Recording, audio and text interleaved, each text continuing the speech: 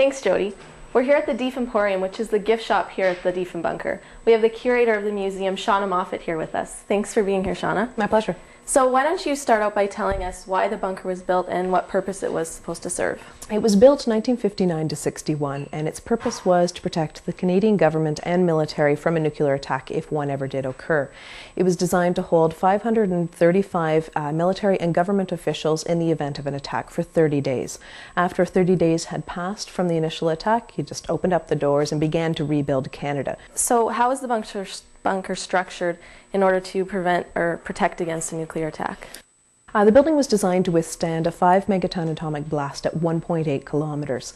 They designed the building incredibly well. The ceilings and floors are all 5 feet thick concrete.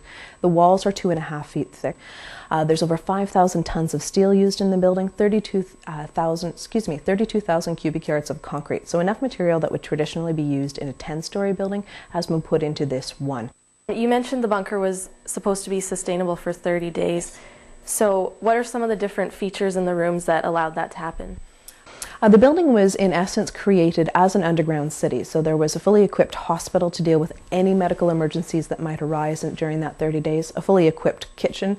There are filtration systems for all the air because any air in theory outside would have been contaminated with nuclear, biological or chemical agents. So they put incredible amounts of thought into the design of this site. There are communication system backups after backup after backups. There were 4 generators, only 2 would ever have been needed for the facility to power it in case it lost power. So there were many, many redundancies and many, many systems put in place to ensure it could operate for that 30 days. During the construction of the bunker, how was it kept secret, like the layout and the location? It was not completely kept secret. The construction crews that worked on the 14-month project, they were changed every couple of weeks. So no one person knew what the entire site looked like before it was covered in. The civil engineering firm that did the designs, they of course all knew what it was to be like. D&D knew what the design was. The locals knew something was going on. There was no way anybody could miss dump trucks roaring up and down Carp Road for months on end. And they're like, okay, what's going on there? What's going on? And so there was a local journalist who wasn't quite getting the answers that he wanted. And he said, okay, I'm going to dig. He wasn't getting any answers. And he said, okay, I'm going to rent a plane from the Carp airport. I'm going to fly over the construction site, see what I can see. And he counted 78 toilets all in their crates. He's like, okay, the government has said what we're doing out in Carp is they're constructing Project EASE, which was the Experimental Armies Signals Establishment, which was meant to be a building for about a couple hundred people.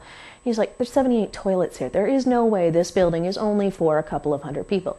He dug a little bit more, and he actually forced Prime Minister Diefenbunker to stand up in the House of Commons and say, yes, we are building something out in Carp to protect the government and the military if there is ever an attack on Canada.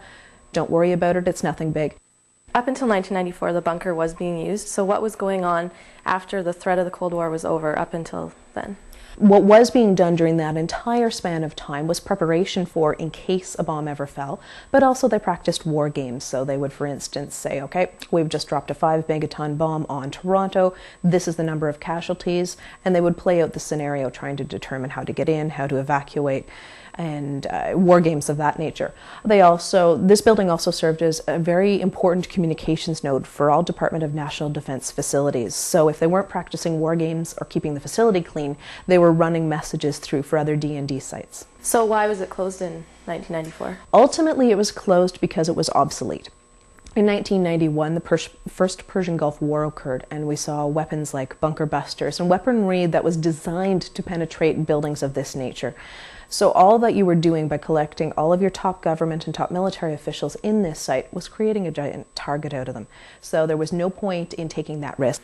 So who bought the bunker? The site, the entire site is 88 acres in size. It was purchased by the then township of West Carleton. What they were going to do was in October of 1995, they were going to pour concrete down the entrance tunnel. Prior to that, there had been a group of volunteers who were taking fundraising tours through the building as a fundraising venture for the local library. So they lobbied the local government and they said, look, sell us the inner core of 14 acres. Let us do that. We'll open a Cold War museum. You can keep the outer ring, the outer donut of land. And the township of West Carleton said, okay, we'll do it. Give us $3. $3 for the bunker, the land, and some of the buildings up on top. So now with $3, they obviously didn't have a lot of money. So how are you managing to keep the museum open now? It's a little bit of a struggle. A lot of our operational funds come through because of tours. We generate about 70% of our own revenue through tours, through gift shop, or through rentals of space. We also do receive some funds from the City of Ottawa, a fair amount of operating dollars from the City of Ottawa, and we receive some funds from both the federal and the provincial governments. Why do you continue to do all this and face all the challenges to keep it open? This site is vital to Canada. It's vital to Canadian history. As I said, we're Canada's most important surviving Cold War site. It's a cliche, but if we don't remember the history of the past, we're doomed to repeat the failures. It's vital that everybody know, especially in today's sphere with war in the Middle East, pandemics, and all sorts of different changing perspectives on things. We have to keep those stories alive because we're almost at the same point now. We're very close to another Cold War. Different players, but same sort of fears, same sort of threats. And so to remember what occurred 50 years ago is going to be only vital now, and let alone 50 and 100 years in the future. All right, that's been very interesting. Thank you for joining us today. You're very welcome. Thank you for having me.